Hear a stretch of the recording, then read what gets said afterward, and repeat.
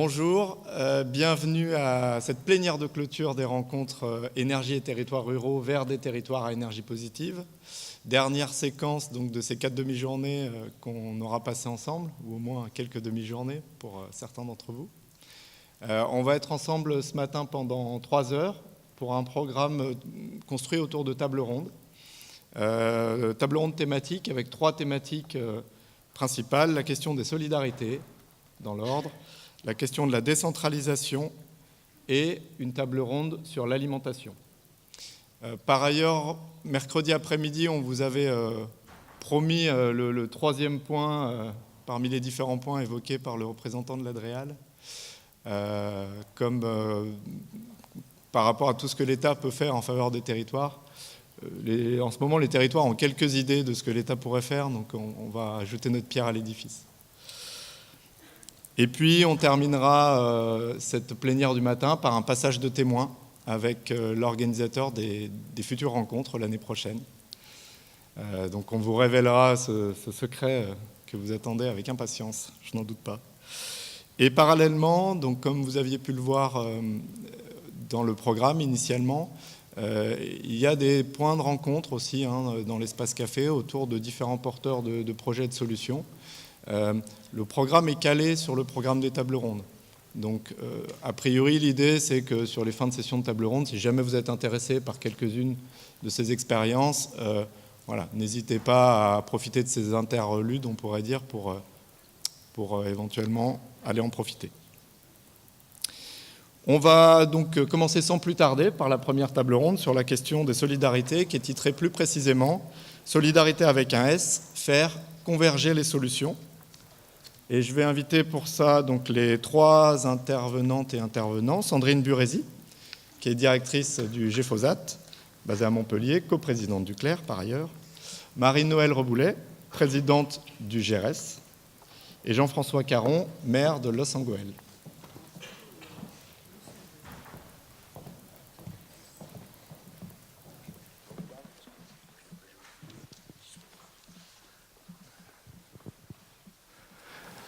Merci, installez-vous. Parallèlement aussi, j'ai oublié de le préciser à nouveau, comme mercredi après-midi, mais un petit peu plus et peut-être un petit peu mieux que mercredi après-midi, il y a toujours la modalité de contribution que vous pouvez utiliser, donc en utilisant avec tout appareil qui peut se connecter au Wi-Fi, un réseau qui s'appelle Questions avec un S. Et quand vous vous connectez à ce réseau, une fenêtre s'ouvre et vous pouvez poster un commentaire en mettant votre nom. Ce matin, contrairement du coup à mercredi après-midi, pour autant que ce soit possible pour la régie, mais je crois que oui, on affichera les différents commentaires et questions au fil de l'eau sur le grand écran. Et moi, je ferai de mon mieux pour reprendre les questions et les commentaires dans le fil du débat. Mais c'est vrai que le seul fait déjà de pouvoir voir vos différents commentaires et questions, ce sera déjà une modalité d'interaction un petit peu plus active. Il y a quand même des modérateurs, je vous le dis, pour ceux qui voudraient être un peu, rentre dedans, mais de manière un petit peu incorrecte, ce sera filtré, donc on ne peut pas tout se permettre non plus. Alors, solidarité. La question des solidarités, elle est assez cruciale pour le réseau des territoires à énergie positive. Pour des raisons de positionnement et de sémantique. Historiquement, en travaillant d'ailleurs avec la communauté de communes du Menet à l'époque, qui est devenue la commune du Menet, le Menet est très défenseur d'une notion qui est la notion d'autonomie, qui est une notion qui a une grande force philosophique, mais qui est des fois mal comprise, et notamment mal comprise dans ce qu'elle génère d'interaction ou non avec l'extérieur du territoire. Souvent, c'est interprété comme le territoire qui veut se couper du reste du monde.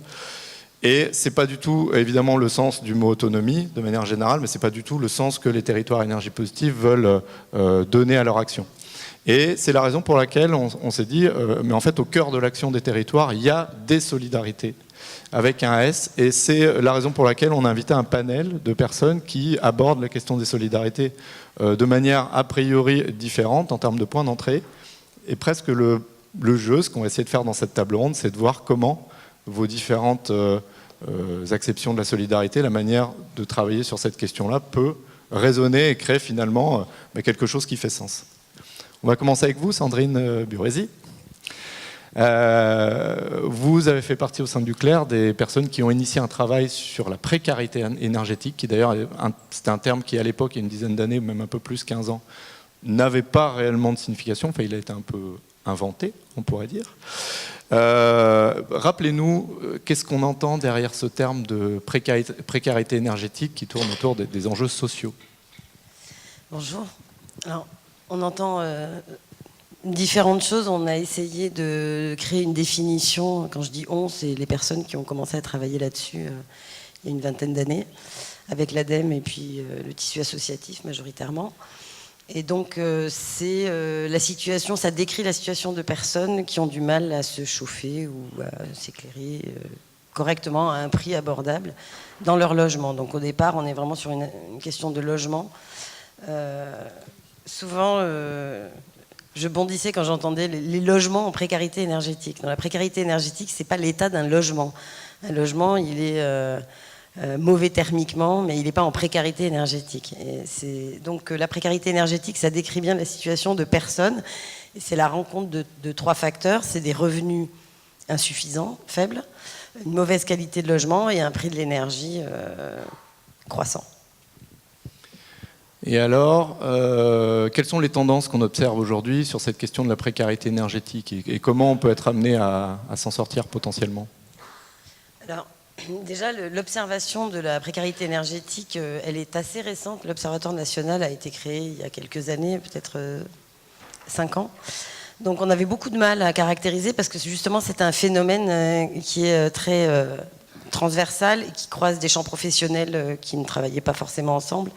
Donc un problème de caractérisation et de quantification très important, y compris du coup sur le terrain, ça se répercute sur la façon d'identifier ou pas les ménages en précarité énergétique.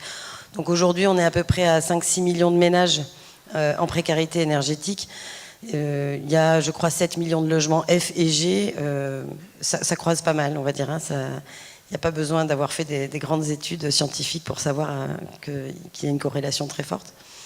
Donc s'en sortir, il y a beaucoup de choses sur lesquelles on a du mal à agir. En tout cas, nous, acteurs de la maîtrise de l'énergie, agir sur les revenus des personnes, c'est compliqué. Et la situation des revenus en France n'est pas en train de s'améliorer à proprement parler. Agir sur le prix de l'énergie, en tout cas, c'est pas tout à fait dans nos moyens au niveau de l'association pour laquelle je travaille. Mais par contre, on peut promouvoir des énergies qui, effectivement, dans le temps, vont avoir une stabilité. Je regardais les chiffres sur les 10 dernières années, le bois est stable. C'est la seule énergie avec un coût du kilowattheure bas et stable. Ouf. Oui, ouf. Et alors, mais en vrai, du coup, quand on souhaite s'intéresser à cette question de manière concrète, comme vous le faites à GEFOSAT et puis plus globalement tous les acteurs qui travaillent sur cette question, comment ça se passe? Enfin, quel type d'intervention vous menez?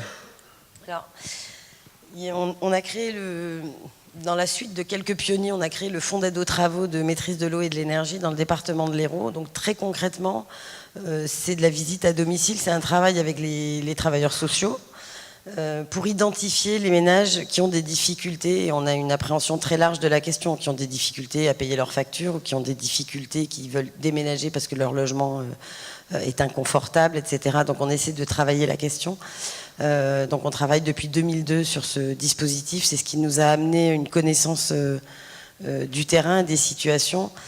Et puis, on essaie de trouver des solutions, que ce soit par la médiation lorsqu'il s'agit de locataires. Donc, on fait un gros travail de médiation avec les bailleurs. C'est pas toujours facile. Certains ont peut-être écouté l'émission Interception sur France Inter où il y a un de nos bailleurs qui est interrogé, qui est enregistré. Ça témoigne assez bien de ce qui peut se passer dans le domaine des relations avec les bailleurs, mais parfois, on arrive quand même à les convaincre. Et puis, avec les propriétaires occupants, on essaie de les aider à monter des programmes de travaux. C'est compliqué et surtout c'est pas à la maille. Enfin, on fait un travail, moi je trouve que les collègues font un travail formidable, mais on accompagne 80 ménages par an sur la moitié du département de l'Hérault qui compte 1,2 million habitants. Donc on voit bien qu'on n'est pas... On sait faire maintenant, mais la question de comment on adresse ce problème qui concerne à peu près 6 millions d'habitants, c'est une autre question.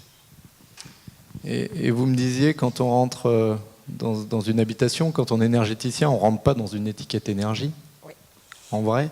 Enfin, Oui. les gens, en tout cas, n'interprètent pas leur habitat comme ça. Pour en arriver à la question de comment se passe finalement le travail entre les acteurs du social et les acteurs de l'énergie, est-ce que tout ça est parfaitement coordonné, efficace? La question est un peu orientée, peut-être. Oui, alors, non, il n'y a pas un de nos combats, c'est la coordination effectivement des acteurs et des dispositifs. On perd une énergie folle, hein. Donc on a heureusement créé il y a 10 ans le réseau Rappel, le réseau des acteurs de la pauvreté et de la précarité énergétique dans le logement. C'est un réseau informel, c'est un réseau qui réunit 1000 adhérents. Donc c'est une adhésion gratuite. Je donne l'information parce que je crois que finalement dans les territoires, tout le monde n'est pas au courant de l'existence de ce réseau, qui est donc co-animé par Leclerc et Solibri, et qui fait communiquer des personnes, des associations, des services de l'État, des services des collectivités locales, d'entreprises, etc. Donc au niveau, je dirais, des gens de bonne volonté, ça communique bien. Au niveau de la mise en œuvre des dispositifs sur le terrain, c'est beaucoup plus compliqué. On a une diversité, une multiplicité de dispositifs, d'intervenants. Vous imaginez bien que quand on doit croiser l'action sociale, le logement, l'énergie, c'est déjà 3 grandes familles qui n'ont pas toujours l'habitude de se parler. C'est une façon polie de dire les choses. Dans les collectivités, parfois les services ne se connaissent pas. On a la santé aussi, c'est important. Je tiens à dire que la précarité énergétique, c'est aussi un problème de santé. On a montré par quelques études qu'on avait vraiment une aggravation considérable des problèmes de santé des adultes et des enfants, que ce soit au niveau santé mentale ou santé physique. Donc on a du mal sur le terrain, on a des dispositifs, je vais prendre un exemple très simple, si vous voulez monter un plan de financement pour un propriétaire occupant qui doit réaliser 20 000 € de travaux, vous avez parfois 5 guichets à aller activer, guichet entre guillemets, c'est pas un terme péjoratif, hein, mais vous avez l'ANA, vous avez la caisse de retraite complémentaire, éventuellement 2 caisses de retraite complémentaires, le chèque énergie de la région, bon, j'en passe et des meilleurs, le crédit d'impôt derrière. Donc c'est compliqué. Et au niveau de la coordination des interventions, il y a des gens qui vont travailler sur l'insalubrité, il y a des gens qui vont travailler sur une opération programmée, il y aura un comité qui ne va pas forcément faire le lien avec les gens qui, eux, travaillent sur la précarité énergétique. Donc il y a une vraie perte en ligne, j'ai envie de dire. Et alors même qu'on avait quand même des contrats locaux d'engagement qui devaient être mis en place par les préfets, hein, les tables rondes sur la précarité énergétique qui étaient censées réunir les acteurs au moment du lancement du programme Habiter mieux, ça s'est très peu fait. On a vraiment raté une occasion. Il y a le plan départemental d'action pour le logement des personnes défavorisées qui est piloté par les départements, qui pourrait être une instance qui réunisse les acteurs pour essayer d'avancer sur des actions concrètes. Là encore, c'est très très peu activé. Donc on a un vrai problème de coordination des acteurs et des dispositifs. Je réalise du coup avec votre réponse que nous on veut faire converger toutes les solidarités sociales, internationales, de l'emploi, sur les questions industrielles, les salariés, etc. Puis en fait il faudrait déjà que ça marche en interne sur un sujet donné, avec des publics qui ne sont pas les mêmes. On est sur des questions de... Les publics sont les mêmes, pardon, avec des opérateurs qui ne sont pas les mêmes. En fait, on aborde ici la question de l'accès, finalement, avec la précarité énergétique, accès à des services et des besoins relativement fondamentaux. Vous évoquez la santé, par exemple, c'est-à-dire qu'un logement dégradé, très dégradé, peut avoir un impact fort sur la santé. Finalement, Marie-Noëlle Reboulet, vous avez au GRS un peu cette même approche par l'accès à des services. Peut-être évoquer rapidement ce qu'est le GRS pour repositionner le cadre. Et puis si vous voyez, parce que je sais que concrètement vous faites le lien entre des questions de précarité énergétique chez nous en France et des questions de solidarité internationale sur lesquelles vous travaillez. Tout à fait. Merci d'accueillir effectivement le GRS ici, puisque le GRS, c'est groupe énergie renouvelable, environnement et solidarité. On a été créé il y a un peu plus de 40 ans en région PACA. Et si on travaille encore en région PACA, je vais en reparler, on travaille aussi beaucoup à l'international. Et c'est vrai que jusqu'à présent, on n'était pas très présent dans votre réseau TEPOS. Quand quand Sandrine parle de précarité énergétique et de santé, mais je suis en train de me dire, nous, à l'international, on fait la même chose. En termes de santé, le plus gros problème qu'on rencontre dans les pays pauvres, c'est l'utilisation de systèmes de cuisson ou de chauffage très précaires. Et aujourd'hui, c'est 2,7 milliards personnes dans le monde qui cuisinent avec plus ou moins 3 pierres, enfin un foyer ouvert, avec des combustibles divers et variés, des bousses de vache, des broussailles, du bois, du charbon de bois, et avec un impact, en fait, quand on pense à ça ici, on se dit « Ah ouais, déforestation, tout ça, le Sahel ». Mais en fait, oui, bien sûr, il y a des prélèvements sur la biomasse, mais il y a surtout des fumées nocives importantes. Alors quand les femmes en Afrique cuisinent à l'extérieur, ça va, les fumées nocives, on peut dire qu'elles disparaissent un peu. Mais quand il pleut, elles ne peuvent pas cuisiner à l'extérieur, ça éteint le feu. Mais quand vous êtes en Afghanistan, il ne fait pas chaud, et donc les cuisines, elles sont un peu fermées. Et en plus, il y a toujours, quand une femme cuisine, il y a toujours des gosses autour, et donc on met la main dans le feu. Quand ils ne tombent pas en Afghanistan, traditionnellement, c'est un trou dans le sol de la cuisine, et là, ça brûle, quoi. Et notre travail, ça va... Enfin, ce que je voulais dire, c'est que voilà, la question de la santé, on la retrouve. La solidarité, elle s'exprime en fait de la même façon. C'est aussi une précarité énergétique, même si c'est pas au même niveau et qu'on agit comme le glyphosate en région de Marseille sur la précarité. Et en fait, on est amené, pour aller dans le sens des rapprochements, à créer, à promouvoir des espaces info-énergie ailleurs. On en a au Maroc, on en a développé un au Tadjikistan, on travaille là-dessus en Asie du Sud-Est. Donc, en fait, même si ce n'est pas les mêmes combustibles, même si ce n'est pas les mêmes opérateurs, même si ce n'est pas les mêmes questions techniques, on est tout à fait... sur des préoccupations comparables. Et justement sur les questions d'accès, peut-être que quand on dit précarité énergétique, c'est pas la même précarité, pas liée aux mêmes tout à fait raisons énergétiques. Évoquer justement la question des besoins de base, en fait. Quels sont les besoins de base auxquels vous apportez des réponses en matière énergétique, et en quoi finalement ça questionne une question de solidarité, ou en quoi nous, dans nos pays, à un moment donné, la manière d'agir pour nous a aussi finalement des conséquences quand on les réfléchit globalement. Les besoins de base, c'est d'abord donc ces besoins de cuisson ou de chauffage dans les montagnes d'Asie centrale, par exemple. Donc ça, c'est du quotidien. C'est la cuisson pour les ménages. C'est aussi la cuisson pour les gens qui font de la transformation alimentaire. C'est faire du sucre avec de la canne au Cambodge, ou c'est faire de la transformation d'huile de palme, par exemple, au Bénin. Donc c'est tous ces usages-là du thermique. Et puis c'est aussi l'électrification, l'accès à un peu d'électricité. Et là-dessus, on répond plutôt... Enfin, nous, il y a plein d'initiatives dans ce domaine de l'électrification, notamment en Afrique.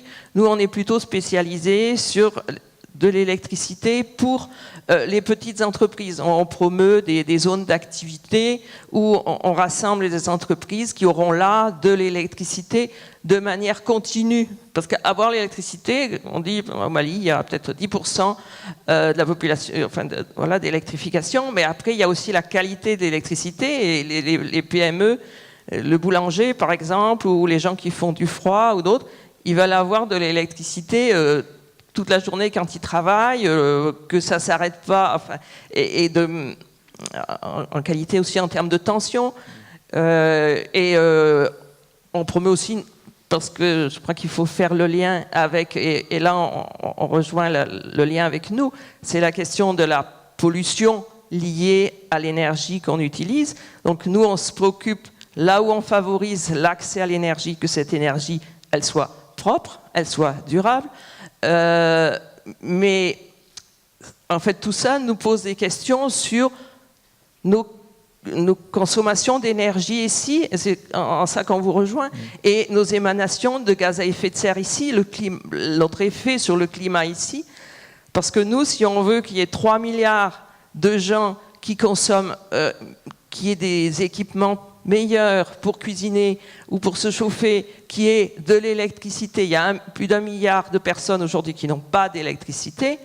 Pour que tous ces gens consomment plus, et je ne parle pas encore, parce qu'on ne travaille pas là-dessus, de la mobilité, comme au niveau global, on a à peu près atteint notre quota d'émanation de gaz à effet de serre, il va bien falloir, si certains augmentent, que d'autres diminuent. Et en cela, on est complètement, et c'est là pour moi la solidarité, c'est qu'on est, je veux dire, comme les doigts de la main sont solidaires, on est bien sur la même planète. Le maire de Kaboul ou le maire de Chefchaouen que vous avez vu, ils ont les mêmes préoccupations que Madame le maire de Montmélian ou tous les élus qui sont là. Et il va falloir que collectivement on réduise ici pour que ceux qui n'ont pas beaucoup aient un peu plus, de la même façon que ceux qui n'ont pas beaucoup aujourd'hui dans leur logement puissent peut-être, il faut isoler, etc., mais aussi donner possibilité que les gens consomment mieux. Voilà. Et vous évoquiez justement des zones d'activité électrifiées, qui sont des petits poumons économiques finalement dans les pays. Ça me fait penser à une devise des territoires énergie positive qui est énergie facteur de développement local. Finalement, ça s'applique de la même manière avec des modalités différentes dans ces autres pays. Ah oui. A priori, oui. Et Jean-François Caron, quand on avait échangé, vous m'aviez dit que l'AFD, l'Agence française de développement, suivait avec intérêt la manière dont vous agissiez au niveau local à Los Angeles. Pour quelles raisons ? En raisonnant avec cette préoccupation de solidarité internationale. Est-ce que Los Angeles, on peut faire des Los Angeles ailleurs dans le monde, partout ? C'est vrai que... Bonjour tout le monde. C'est vrai que ça nous a fait drôle parce qu'on a vu arriver 6 voitures, on croyait que c'était des ministres de partout, et c'était l'AFD qui descendait dans le bassin minier chez les nordistes largués, quoi. Donc on s'est dit, il y a une erreur. Ils se sont trompés de pays, en fait, c'était notre misère les intéressait. C'est-à-dire que, bon, nous on est une commune, j'en dis 2 mots, c'est 9 puits de mine, tout est orienté autour de la production du charbon.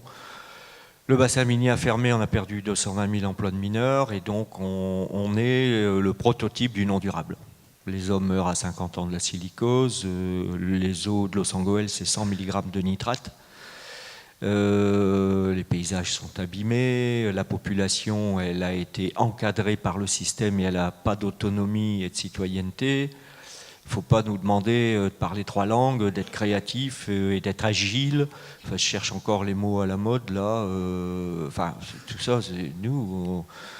Je caricature, mais on vient du 19e, amélioré au 20e, et qu'est-ce qu'on fait là ? Bon.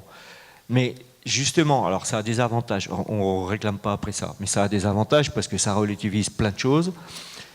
Et par rapport à la table ronde d'aujourd'hui, ça oblige à traiter de façon intégrée, transversale, les questions sociales, économiques, environnementales, sinon rien n'est audible. Quand on a des taux de chômage de 20%, ça veut dire qu'un jeune sur 2 ne travaille pas, etc. Donc, on n'est pas les seuls à connaître ça, mais c'est lourd. Et c'est par hasard si le Front National flambe chez nous, c'est parce qu'il y a une désespérance, il n'y a pas de vision, quoi. Bon, donc du coup, ce qui intéressait l'AFD, c'était de dire finalement, ils ont des méthodes pour se saisir de la question du développement, qui sont des méthodes qui sont obligées d'être systémiques, intégrées, transversales. Moi, c'est mon credo, c'est d'ailleurs un peu ma limite par rapport au TEPOS, c'est les limites des réseaux trop thématiques. C'est-à-dire qu'à un moment donné, ils viennent buter sur des questions de nouveaux modèles économiques, par exemple, ou des questions de qualité démocratique. Donc on traite toutes ces questions-là dans les TEPOS, mais moi, ma conviction, c'est qu'on aura réellement des résultats que quand on arrivera à le prendre en systémique, j'y reviens, et c'est ça qui intéressait l'AFD. Et alors c'était rigolo parce que, on était avec Julien qui est là-bas, mon directeur de cabinet, d'un seul coup il nous parle de Medellín, Donc moi, jusque-là, Medellín, je connaissais le cartel des drogues, etc. Bon, après, je me suis renseigné, effectivement, il se passe quelque chose à Medellín depuis 10-15 ans en termes de reprise en main par la population, par les acteurs de leur destin. Et ce qui les intéressait, c'est quels sont les mécanismes à Medellín, quels sont les mécanismes à Los Angeles, en territoire où les gens sont largués. Et moi, je dis toujours, il fut une époque, j'étais sur tous les fronts de la HQE, faire de la haute qualité environnementale à Évian, ça va, quoi. Ça roule, on rajoute un zéro, on fait un mur trombe, enfin, avec la technologie, on fait ce qu'on veut.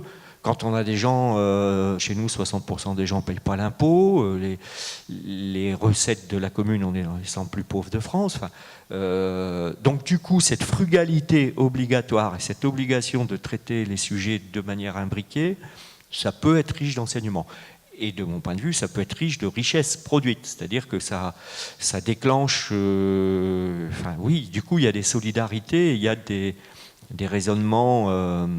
obligatoirement intégré. On ne peut pas sectionner par bout une action municipale. Et vous partagez du coup l'idée qu'il peut y avoir une convergence, par exemple, en matière énergétique entre différents pays, finalement. C'est-à-dire que le progrès pour les pays plus dans le sud, ce sera de développer des services énergétiques et peut-être de manière corollaire développer la consommation. Et que nous, on pourra réduire notre consommation, que ce sera aussi un progrès. De passer aux énergies renouvelables. Est-ce qu'on peut aller un peu dans cette direction-là ? Et évidemment, il y a de la réciprocité, évidemment. Et je pensais alors aux aspects sociaux que vous évoquez. Oui. Sans doute que dans un certain nombre de pays, on peut retrouver un sens de la communauté et du lien entre les gens qui nous manque un petit peu et qui fait partie de la solution par ailleurs. Vous évoquez des solutions systémiques de perte de sens.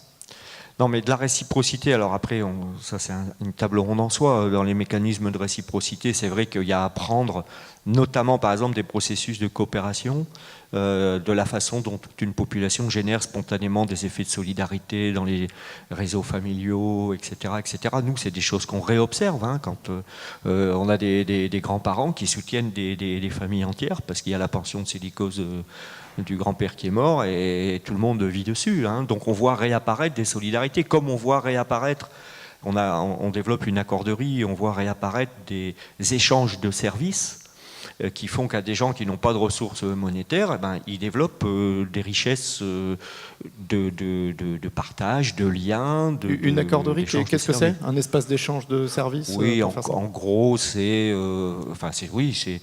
accorderie et monnaie complémentaire tournent autour de cette idée qu'on a tous quelque chose, on a tous des savoir-faire, on a tous des choses à partager, et que y a celui qui sait débugger un ordinateur, il y a celui qui parle italien et comme sa petite fille, elle fait un partenariat, elle peut l'aider. Il y a celui il y a les locations de motoculteurs parce que tout le monde n'a pas besoin d'avoir un motoculteur pour son jardin. Donc c'est des échanges de services, de temps, mais qui sont générateurs de richesse, ça renvoie à la reconsidération de ce qu'on appelle la richesse, et qui sont générateurs de liens.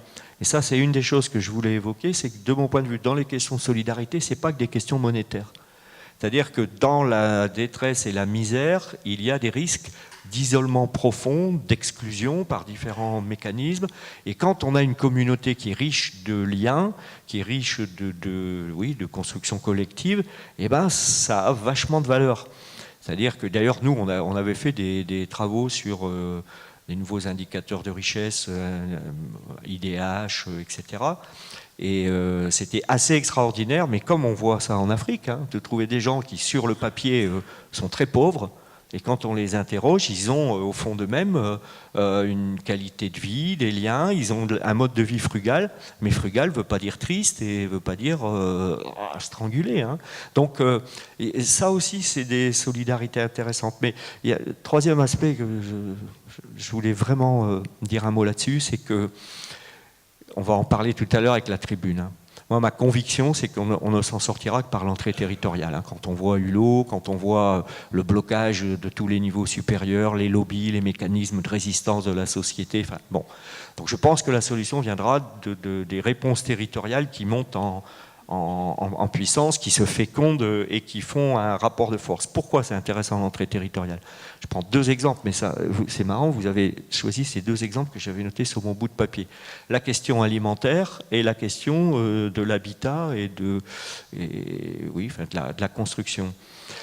Bon, il se trouve que dans notre commune, ça fait longtemps qu'on travaille là-dessus, depuis 1997, tout est en éco-construction, tout. Donc c'est aussi bien les grands bâtiments publics que la réhabilitation des cités minières, que du standing, appartements de standing, etc.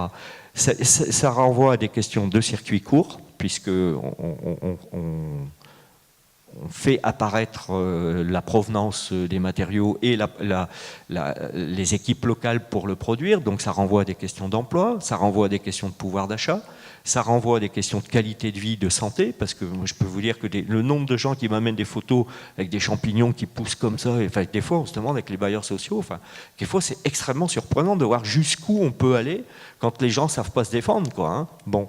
Et donc c'est des questions de qualité de vie, de santé, ce sont bien sûr des questions environnementales. Et bien, sur une affaire comme ça, en compte public tout confondu, c'est extrêmement bénéfique pour la société d'aller massivement vers de l'éco-construction. C'est extrêmement bénéfique individuellement pour chacune des personnes. Juste un chiffre, hein, j'en parlais hier matin. Aujourd'hui, on est à peu près à 10% de l'ensemble de notre parc d'habitation qui a été fait en éco-construction, éco-réhabilitation, et à l'intérieur de ça, une partie non négligeable où les gens payent moins de 150 € de chauffage par an. Et vous avez dans une petite école, Samuel Merlin, dans une cité minière, des gens qui payent 2000 € au chauffage électrique avec une température qui fait ça, parce qu'il n'y a pas d'inertie dans les logements, enfin, c'est pas confortable. Et de l'autre, des gens qui payent 150 € de chauffage. Il n'y a pas besoin de grands baratins pour faire de la conduite de changement avec des choses de ce type-là. Donc, la construction est un exemple où on a de l'économie, du social et de l'environnemental, et l'alimentaire et la production agricole, c'est pareil. On a maintenant 10% de nos terres qui sont passées en bio, on a du déclenchement d'associations qui récupèrent les vieux jardins, j'allais dire, excusez-moi, c'est pas sexiste, mais les jardins des vieilles polonaises, parce que chez nous, il y a beaucoup de Polonais, et les Polonaises, elles adorent faire du jardin, et les hommes sont morts. Ils sont tous morts de la silicone. C'est une réalité, on en a plein, et c'est des gens qui n'entretiennent plus leur jardin. Donc une asso d'insertion a remis en place ce qu'on a appelé l'archipel nourricier, on récupère tous les jardins. Bon. Et donc on a une articulation de l'agriculture qui mute, de structures d'insertion, d'assauts de jardiniers. Donc tout ça, ça constitue une offre de produits alimentaires.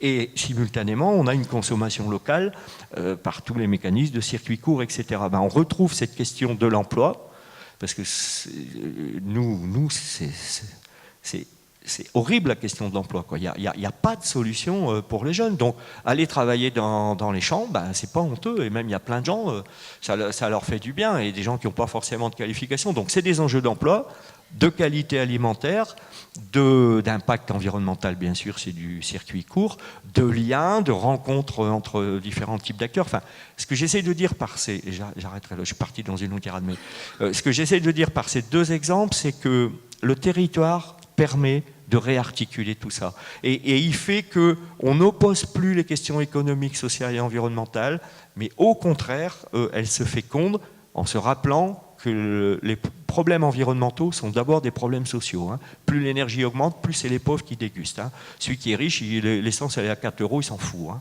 Bon. Donc vraiment ces questions-là, on ne peut pas les segmenter, et à un moment donné, ça peut faire système dans la détresse, comme je pense, ça peut faire système dans la remise en perspective et l'espoir. Et c'est un des gros intérêts de ce qui joue avec les TEPOS, c'est de montrer, parce que l'énergie, c'est une logique très transversale.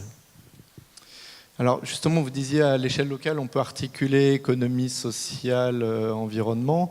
Il y a quand même un cas un peu particulier que vous avez vécu d'ailleurs, c'est le cas d'un modèle à un moment donné où on a des unités de production de charbon en l'occurrence, ou autre chose. Pour en venir aux questions des transitions professionnelles, à un moment donné sur un territoire donné, peut-être pour l'anecdote, on avait envisagé, enfin on l'avait même contacté, hein, d'inviter le président du territoire de Fessenheim pour qu'il nous explique un peu comment il préfigure finalement une transformation économique pour son territoire qui va être forcément significative. Je pense qu'elle a été autrement encore plus significative quantitativement dans le bassin minier. La question de ces transitions professionnelles, qui est un sujet évidemment au clair de manière générale on essaie d'aborder, mais qui n'est pas simple, qui n'est pas dans notre culture. Comment on peut l'aborder peut-être Sandrine, puisque outre une culture énergétique, vous avez une culture sociale et qui est assez approfondie. Disons que le premier constat par rapport à ces questions d'emploi et de transition, des transitions énergétiques, en fait, on parle de la transition énergétique aujourd'hui comme si c'était une nouveauté. En fait, la France en a déjà connu, mais plutôt des sortes de révolutions brutales, j'ai envie de dire, que des transitions travaillées correctement, accompagnées, réfléchies, pensées. Et le risque qu'on a aujourd'hui, en défendant la transition énergétique sans penser avec les personnes qui sont aujourd'hui en emploi dans des filières qui sont, selon nous, appelées à décliner ou à disparaître, c'est qu'on risque de renforcer encore plus cette désespérance et cette fracture qui existe. Et donc, au lieu d'avoir l'exemple positif d'une transition énergétique qui serait riche en emplois et en emplois de qualité, parce qu'il y a aussi la question de la qualité des emplois. Une étude montrait, il y a quelques années, il y avait une enquête qui montrait que les personnes qui travaillent dans le secteur du nucléaire, majoritairement, seraient d'accord pour changer d'emploi. Il n'y a pas vraiment de fierté à travailler dans le nucléaire. On peut se dire que les emplois qu'on va essayer de promouvoir dans la rénovation écologique notamment, il y a du sens derrière, il y a de la qualité derrière, il y a de la préoccupation de la santé aussi au travail. Donc toutes ces questions, c'est très important qu'on les pense ensemble, et c'est vrai que c'est pas faire injure au clerc que de dire que ça n'est pas dans son ADN de travailler avec les syndicats, avec les personnes qui sont impliquées dans les politiques de l'emploi. Alors Est-ce que ce travail se fait? Comment ça se fait? Alors heureusement, c'est vrai qu'il y a des passerelles qui se sont créées, il y a un travail qui est mené avec les acteurs en transition, il y a également la plateforme emploi-climat qui a essayé de se monter. C'est compliqué, c'est difficile, on a à la fois des syndicats, des structures d'éducation populaire, des ONG. L'idée étant de promouvoir les emplois, 1 million d'emplois pour le climat, c'est la campagne, le nom de la campagne. On a besoin de travailler cette question à la fois, je dirais, au niveau des grands réseaux nationaux, des fédérations, mais également sur le terrain, et de s'appuyer sur ce qui se fait réellement dans les territoires, parce que la question de la transition énergétique dans les territoires, ça passe forcément par le questionnement du type de développement économique et social qu'on met derrière, et donc de la question de l'emploi. Et c'est particulièrement vrai dans des régions qui doivent se reconvertir, on va dire, et qui ne doivent pas forcément se reconvertir vers de l'industrie touristique. Je prends ma casquette montpelliéraine. Moi, je rêverais qu'on ait une industrie de la transition énergétique qui se développe sur nos territoires littoraux, pour lesquels la seule promesse, c'est l'industrie touristique, qui est une industrie, pour moi, de prédation. Donc, je ferme la parenthèse. On peut aller dans un sens très positif. Si on ne fait pas attention, ça peut fracturer un peu plus la population. D'un côté, ceux qui peuvent aller vers la transition, pour reprendre l'expression de l'écologie punitive, mais c'est vrai que si on ne fait pas attention, on peut aller vers ce genre de phénomène. On sait qu'il faut rénover, il faut investir. Si derrière, il n'y a pas à la fois le travail avec les personnes et à la fois les moyens de faire en sorte que tout le monde contribue à l'effort qu'il faut faire, on a une fracture qui s'aggrave entre ceux qui peuvent, ceux qui sont conscients et qui peuvent, et puis les autres dont on se fiche de savoir s'ils sont conscients ou pas, puisque de toute façon, ils ne peuvent pas. J'arrêterai là-dessus, mais je voudrais simplement dire que si on ne tient pas compte du fait qu'on a 6 millions de personnes en précarité, 6 millions de ménages en précarité énergétique, qui n'ont pas les moyens d'aller vers les solutions de transition, que ce soit au niveau de leur logement, que ce soit au niveau de leur déplacement, on n'y arrivera pas. On n'arrivera pas à atteindre les objectifs de la loi, mathématiquement parlant, en dehors de toute considération humanitaire ou je ne sais quoi.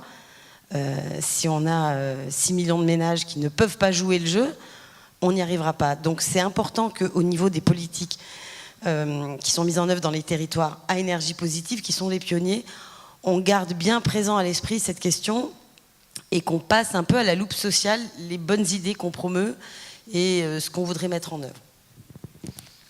on évoquait les questions de transition et ou révolution. Effectivement, les dernières grandes évolutions énergétiques ont été des révolutions, elles ont été brutales. Enfin, je pense que Jean-François Caron et le bassin minier peuvent en témoigner tout à fait simplement. Et c'est vrai que de plus en plus aujourd'hui, moi j'entends écologie punitive. J'aime bien l'idée parce que si on reprend le terme d'écologie, c'est lié aux écosystèmes, il y a une dimension très scientifique de tout ça. Et on entend beaucoup aujourd'hui le fait que cette écologie, elle va être punitive pour nous, quoi. C'est-à-dire que l'écologie, notre système va nous punir de tout ce qu'on lui fait subir, vraisemblablement. En tout cas, c'est un courant qui monte, qui devient de plus en plus fort. Et je pensais, Marie-Noëlle Reboulet, par rapport à cette question, le changement climatique, finalement, il va avoir des impacts partout, mais vraisemblablement, ce sera encore plus difficile de les vivre dans les pays qui sont aujourd'hui déjà les plus en difficulté. Ah oui, c'est déjà le cas. Ce sont les plus pauvres parmi les plus pauvres qui subissent déjà les changements climatiques. Pour tout vous dire, quand Yannick, on a eu une discussion téléphonique pour préparer aujourd'hui, et je lui disais, le changement climatique, ça va rendre les objectifs du développement durable, les fameux ODD, inatteignables. Et il me dit, est-ce que vous avez des arguments scientifiques sur le moment. Et en fait, le jour même est sorti un rapport FAO, Organisation mondiale de la santé, Programme alimentaire mondial, qui montre que depuis 3 ans, le nombre de personnes sous-alimentées et le nombre de personnes en grande précarité alimentaire, l'expression n'est pas tout à fait ça, mais qui ont au moins une journée dans l'année où elles n'ont pas mangé, est en augmentation. Alors la première année, ils se sont dit, bon, ben, vous savez, c'est les aléas d'une année sur l'autre. La deuxième année, et là, ça fait 3 ans, alors qu'on était dans une réduction, malgré l'augmentation de la population, une réduction du nombre de gens concernés, on va vers une augmentation. L'an passé, c'est 120 millions de personnes qui ont reçu de l'aide alimentaire dans une cinquantaine de pays. Il y en avait 34, pour 34 pays, c'était directement lié à des effets liés au climat. Donc, notamment, alors, en Afrique, c'est plutôt le sec. En Asie, et c'est tout de suite beaucoup de monde, c'est plutôt les inondations qui font des dégâts très, très importants. Donc, on ne peut pas parler énergie. Je crois que c'est encore plus sensible quand on travaille dans ces pays-là. On ne peut pas simplement parler énergie. On est obligé de faire le lien avec le climat. On est obligé de se dire, mais comment on va travailler avec ces gens pour qu'ils s'adaptent, pas seulement qu'ils aient plus d'énergie. C'était notre activité première, mais c'est aussi qu'ils s'adaptent à quelque chose que de toute façon va changer. Voilà un petit peu. Et donc nous, à partir de ça, on développe ce qu'on appelle la solidarité climatique. Je dirais c'est notre credo aujourd'hui, c'est notre volonté de faire le lien entre ces questions-là, énergie et climat, personnes qui ont un besoin d'accès à l'énergie ou d'amélioration de leur accès à l'énergie, de la qualité d'énergie qu'ils reçoivent, parce que c'est nécessaire pour une vie décente, sans penser à une consommation effrénée, et les actions qu'on peut avoir là quotidiennement. Et quand vous parlez d'énergie, d'écologie punitive, nous, on promeut à travers la solidarité climatique, on a une plateforme internet, parce que quand même, faut être moderne, et pour essayer de toucher le maximum, on a ce qu'on appelle notre plateforme solidarité climatique, engagée avec des entreprises, d'autres associations. Eh bien, quels sont tous les gestes qu'on peut faire pour agir vis-à-vis du climat? Et on a structuré ça autour des objectifs du développement durable, parce que pour nous, les objectifs du développement durable, c'est un cadre collectif, un cadre universel pour agir, et ça donne du sens à chacun de ces gestes. Vous savez, on vous dit, vous éteignez la lumière quand vous sortez, vous lavez les mains, vous arrêtez le robinet, vous conduisez moins vite. Bon, ben ça, conduisez moins vite, là, pour le coup, il y a eu une avancée. la consommation, le recyclage. Aujourd'hui, on a, je crois que hier, on en était à 53 gestes qui sont proposés sur cette plateforme de la solidarité climatique. Et pour chacun de ces gestes, on explique pourquoi il serait bon d'aller dans ce sens-là, pourquoi c'est mieux pour tout le monde, et puis comment faire. Comment aller, je sais pas moi, s'engager dans une action avec sa commune, etc., etc. Et ça, hier, la commune de Malonnet, ça je prononce pas mal, de Malonnet qui parlait des 7 dans un atelier, des 7 familles, enfin des familles qui veulent mobiliser. Je veux dire, on va dans le même sens en fait.